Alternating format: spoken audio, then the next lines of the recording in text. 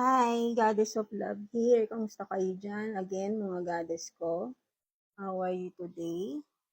Another reading na naman tayo today, mga goddess. For the water signs, Cancer, Scorpio, and Pisces. So, kamusta ang ating mga water signs dyan? How are you, water signs? Cancer, Scorpio, and Pisces. Anong meron sa ating mga water signs dyan? So, let's see anong meron. So, Universe, please, Holy Spirit, anong meron sa ating mga water signs? Cancer, Scorpio, and Pisces. Kamusta ang ating mga water signs? Please, Universe, please, Holy Spirit. So, what is this? You have this fun. And what else? For the water sign, Cancer, Scorpio, and Pisces. We have 3 cards na lumabas. So, you have leadership in devotion. So, tingnan natin yun na, wait lang. And last one is dream. So, ano tong inaano ng ating water signs today? So, you have this dream card. So, I think some of you water sign is having some dreams na if you will see this sa background is napaka-magical with the stars dyan, di ba? Maybe you are dreaming of something magical for some of you lang. And with this fun card, maybe for some of you, di ba? You're having fun or you're going out with your friends, di ba?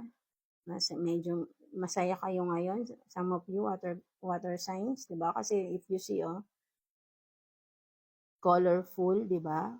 Pwede rin itong kumbaga nagre-represent din 'to ng being open, 'di ba? Open kumbaga parang having fun lang, open for friendships, something like that, 'di ba?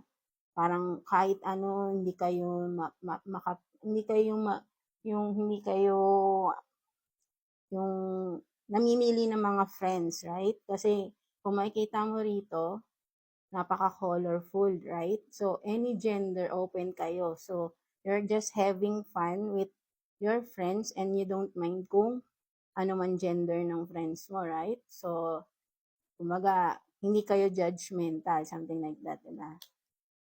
And for this devotion naman, maybe literal for some of you, water signs, kumbaga, napaka-passionate nyo, di ba?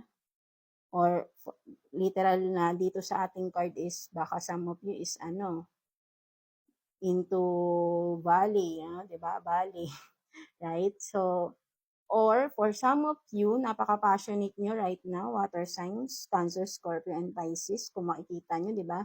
Napaka-graceful ng galaw nyo rito with this card, di ba? Napaka-feminine masyado or kung masculine kayo, di ba? Napaka yung parang napakalakas ng strength, di ba? Something like that kung masculine kayo, and with feminine side naman is napaka gentle lang, kumbaga napaka-graceful gumalaw, di ba, ng ating mga water sign. With devotion here, kumbaga devoted kayo, kung ano man yung, kumbaga kung meron kayong gusto or meron kayong, pwede rin ito kung sa partner kayo, devoted kayo sa partner, kung parang loyal kayo, ganyan, something like that, di ba? Parang pinapahalagahan niyo yung inyong partner or companionship, di ba? Kumbaga, reliable source din kayo. Pwedeng ganun. Kumbaga, devoted kayo di ba? So, with this leadership naman, sinasabi sa inyo water signs, Cancer, Scorpio, and Pisces, na you have this, this leadership type, di ba? Kumbaga, ito, makikita nyo is nagsasalita kayo. Kumbaga, pwedeng some of you is a leader or namumuno sa isang community or maybe politician, something like that. Kasi with this na parang nasa stage kayo, palagi kayo nagsasalita, di ba?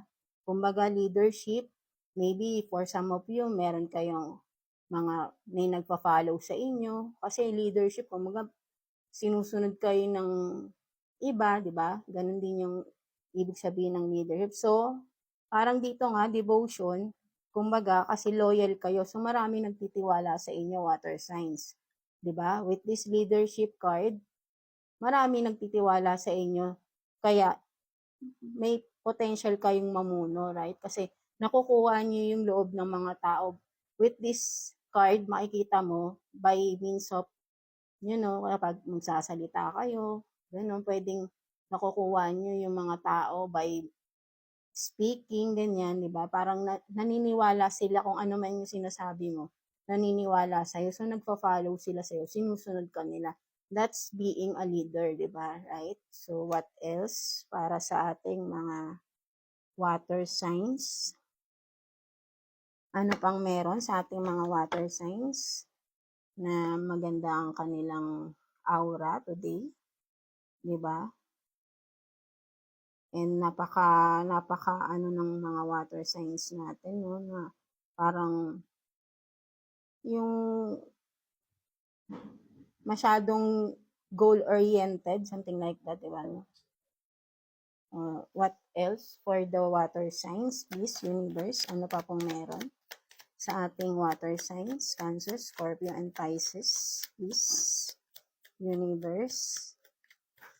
What else for our water signs regarding sa kanilang situation? You have these two cards. So, you have the Tower and Nine of Wands. And what else, please? Water signs. Universe, please. What else for the water signs? So, maybe for some of you, no? With the Tower. Wait lang, tingnan.